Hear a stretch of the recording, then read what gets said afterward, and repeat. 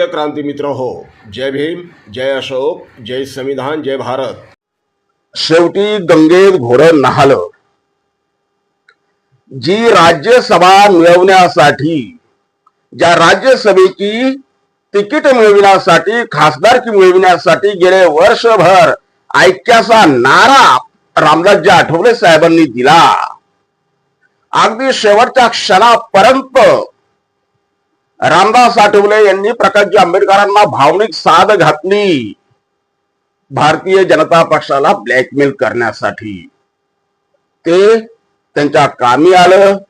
शेवटच्या क्षणापर्यंत रामदास आठवलेंना तिकीट मिळणार नाही अशी जी मीडियामधून बातम्या चालू होत्या, त्यावरती पूर्ण विराम लागलाय।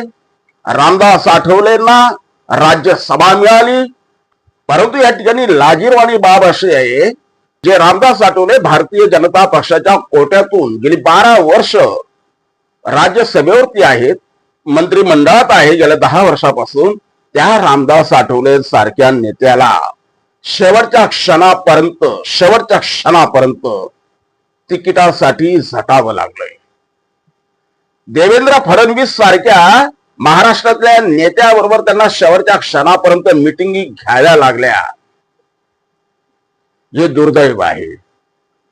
खरं म्हणजे रामदास आठवलेंना कोणाच्याही भेटीगाठी न घेता त्यांना तिकीट त्यांनी द्यायला पाहिजे होतं, त्यांचं योगदान भाजपानं कबूल करायला पाहिजे होतं, परंतु त्यांना तसं न करता शेवटच्या क्षणापर्यंत झुलवत ठेवलं। हा एक रामदास आठवलेंचा तो अपमान आहे। ते कदाचित त्या अपमानाला अपमान मानणार नाही, तो भाग वेगळा, परंतु हा आंबेडकरी चळवळीचा अपमान आहे। आंबेडकरी चळवळीचा तो अपमान आहे की शेवटच्या क्षणापर्यंत स्वतःला आंबेडकरवादी नेता म्हणून घेणारे एका नेत्याला ताटकळत ठेवलं। आज रामदासजी आठवलेंना राज्यसभेचे तिकीट जाहीर झाले।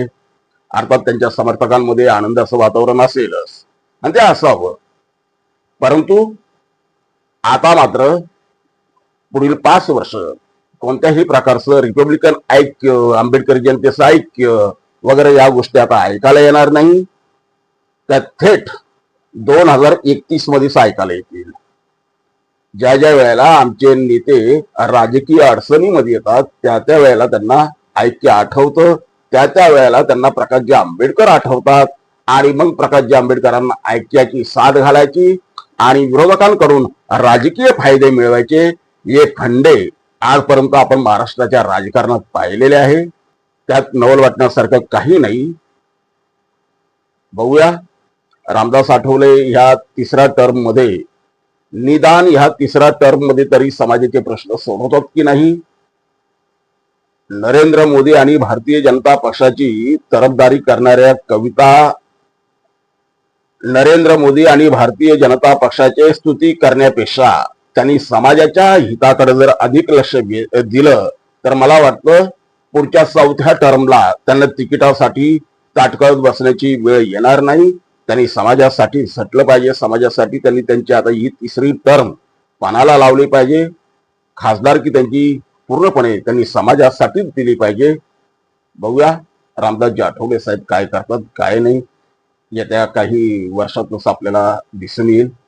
जय भीम। प्रिय क्रांती मित्र हो, भीम पॅंथर या आपल्या हक्काच्या यूट्यूब चॅनलला कृपया सबस्क्राईब करून आम्हाला विषमतावादी शक्तींच्या विरोधात लढण्यासाठी बळ द्या, शक्ती द्या, ऊर्जा द्या। कमेंट करा, लाईक करा, शेअर करा।